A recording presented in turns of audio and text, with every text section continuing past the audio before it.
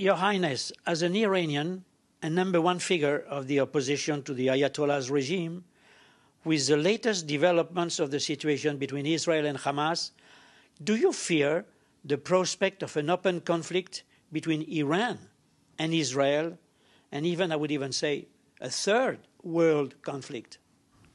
Well, given the circumstances, I'm not surprised that all of us should be quite concerned, particularly me as an Iranian, thinking of how this could have implication against my country. However, there is a solution to this conflict, and the best solution is to eliminate the real threat, which is the nature of the regime, in favor of a population that, contrary to the regime, does not want war, but seeks peace and good relationship with our neighborhood. Do you think the Westerners have been gullible to the point of thinking they could engage with a terrorist regime which seeks the destruction of Israel? In short, yes. Well, two things. First of all, an expectation of behavior change was flawed from the beginning. And second, appeasement has never worked. As a result, the regime has shown being more emboldened to continue more repression at home and more aggression abroad. Once again, if we shift the focus not on what is the root cause of the problem, but how to eliminate the problem itself, the only solution, if we want to avoid conflict and war and confrontation, is to have this regime no longer in place. That means a direct policy of support of the Iranian people, who are your natural allies. When I say are natural, I mean the Western free world, as opposed to a regime that from the very beginning was anti-Western, anti-democratic, and is the contrast between night and day. The Islamic Republic of Iran has made it clear that it is seeking a nuclear arsenal. In your view, what is the best way to contain the regime's nuclear ambitions? Well, I think the ultimate solution is to eliminate the finger on the trigger, which is the nature of the regime.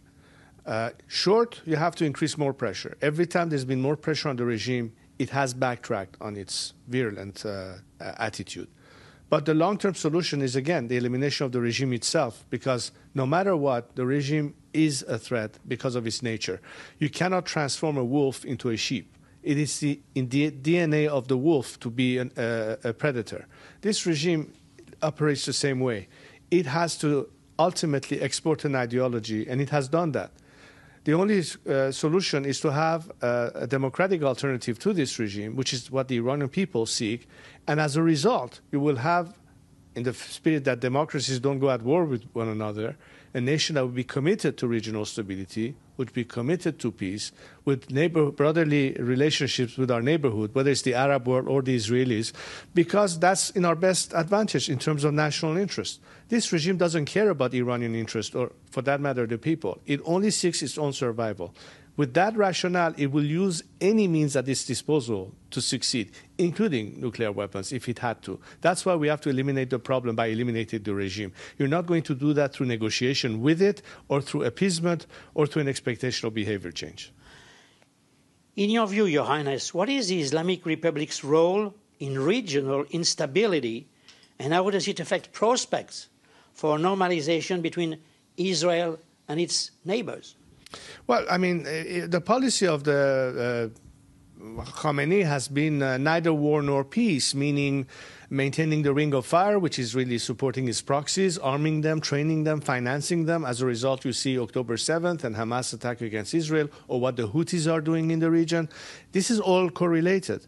The contrast to that would be a nation that seeks stability. You know, I mentioned the fact that if we had a successful story until the regime sabotaged it with the Abraham Accords, add to it the Cyrus Accord, which includes Iran in that package, where all the neighborhood will work together in friendship and cooperation. That's the best way out of this quagmire. So short term, maximum pressure on the regime, but add to it, and parallel to that, maximum support for the Iranian people. The only way to avoid conflict and military sense is to seek the third way, which is supporting the Iranian people to get rid of this regime and instead bring about a nation that is truly represented by a democratic government. And our aspirations as a nation for human rights, for freedom, for democracy, and for brotherly relationship is the element that will change la donnée, as we say in French. And therefore will change completely the scenario and prospects of the near future and beyond. A number of polls, Your Highness, place you by a wide margin as the most favored political personality inside and outside Iran.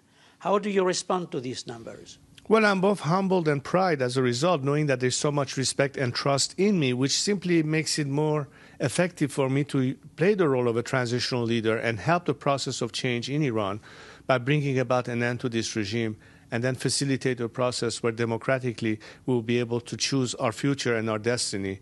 And that's the role I intend to play, and I've always said that I will do that, and therefore it appears that now there's even more impetus and more moral obligation on me to perform that role. So when can we expect Reza Pahlavi in Tehran? As soon as our country is liberated. I'd like to be among my fellow compatriots and be able to start rebuilding our country and help it come back to the fold of the free and modern progressive world.